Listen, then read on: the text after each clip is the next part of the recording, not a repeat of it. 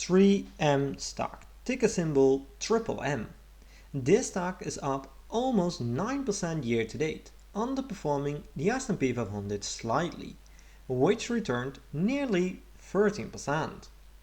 And 3M reported a beat on EPS and revenue most recently, and for the upcoming earnings, all analysts expect a miss. And people love 3M stock for different reasons, and one of them is the dividend. And I understand why with dividend yield at 4.5% and 65 years of dividend increases, which of course is really impressive. However, if we take a look at the total returns in the past 5 years, we see that 3M stock massively underperformed the S&P 500. In fact, they had a minus 12% return, and this is including dividends. So could this be the perfect time to buy 3M stock? Well, by the end of the video I will give you my 3 price targets, so make sure to stay tuned and see how I build up to these price targets. I'm very excited to see what you guys think about this stock, so please let me know your thoughts in the comments. My name is Thomas and this is Thomas Invest. I'm an investor looking for great stocks at great prices. So what does 3M do? The company is well known for its research and development laboratory, and it leverages its science and technology across multiple product categories.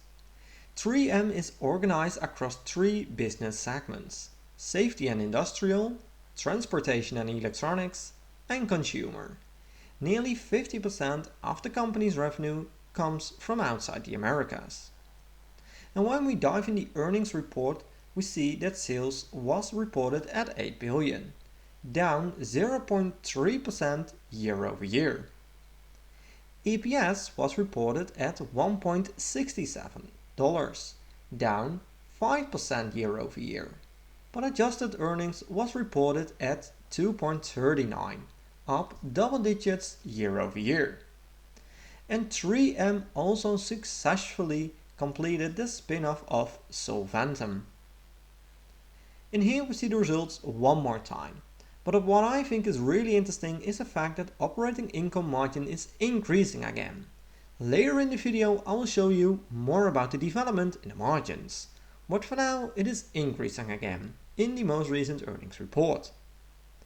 For the full year results it's expected to report the same sales as in 2023. And organic sales growth is expected to be flat up to 2% growth. The EPS is expected to be in a range of $6.8 to $7.3. Looking at the cash flow and the balance sheet, we see that cash flow is down 12% year over year, which is not a good sign. Mainly driven by the free cash flow conversion margin, reported at 63%, down 24 points year over year. The good part is that capital expenditures are also down, with 20%. On top of that, net debt is down 13%, also looking pretty good. Diving into the individual segments, we see that safety and industrial reported an organic growth of minus 1.4%. Operating margin was reported at 24.3%, so this is something to keep your eye on. The good part is that operating margin is up year over year, with 410 bps. Looking at the transportation and electronic segments, we see that organic growth was reported at 6.7%, which is really nice. Operating margin is up 960 bps, which is insane, so this looks good to me. The consumer segment is also down in organic growth, which is definitely something to keep your eye on. But also here we see that operating margins are increasing again, which is the positive part. And now that we know a bit more about the company, it's time to check the fundamentals of this stock. But first, if you made it this far into the video, I want to thank you a lot for watching this video. Make sure to subscribe to my channel to receive multiple analyses every week. And also join my Discord channel for free to meet other people within the community and to talk about stocks. It's completely free, so don't miss it out. Let's continue by diving into the fundamentals. 3M is a 55 billion market cap company. PE ratio is not reported here since the profit margin is at minus 21%. As we saw a second ago, margins are increasing again. so the PE ratio should come back anytime soon. Later in this video I will show you my 3 price targets for 3M stocks, so make sure to watch until the end. Revenue is at 33 billion and in this graph we see that revenue went up in the long run. Most recently, revenue is stabilizing again after a decent decrease. The margins were pretty steady over a longer period of time, but ever since 2019 the gross margin is decreasing. And since 2023 the operating margin and net margin are also decreasing big time. The good part is that it is stabilizing most recently, so let's see if they can sustain the current growth. For the EPS it's pretty much the same story, nothing really special to add here. Analysts expect that in 2024 the EPS will decrease one more time, but after 2024 it is expected to see some decent growth, all the way up to $9.9. For the revenue growth it is pretty much the same pattern. However, the future growth numbers are a bit low. And all these numbers are looking really terrible for 3M. The only positive number we see is the 5-year average for the ROIC. Definitely keep an eye on these numbers. Current ratio is at 1.64, which is a great number. To me, this looks pretty good. Right now, 3M has 22 billion in debt, and I prefer companies that can pay down at least a big chunk of their total debt with the total cash. 3M has 11 billion in total cash, so they can't pay down a big chunk of their debt, which is really impressive. But it is still very important that free cash flow is growing, since this is used to pay down debt of course, but also to buy back shares, pay dividends and all other things. And here we see that free cash flow is going up in the long run. And to me this looks really good, but you want to keep your eye on this number, since the past 2 years aren't looking that great, which is related to the margins of course. Shares outstanding are decreasing, which is something that I really like. When shares outstanding are decreasing, it increases your ownership in the company, increases the EPS, lowers the PE ratio and makes it easier to maintain and increase the dividends. And since we're talking about dividends anyways, dividend yield is sitting at almost 4.5%, which is a great number. Annual payout is at $4.47 and payout ratio is at 62%. I prefer 50% or lower. So right now they have 38% left in cash to pay down debt, do acquisitions, buy back shares and all other things. The 5-year growth rate is not looking great, but they have increased the dividends for 65 years in a row, which is really impressive, and one of the longest streaks in the market. And if you take a look at these numbers, the dividends paid since 2015, we see that 3M always increased the dividends at a decent pace.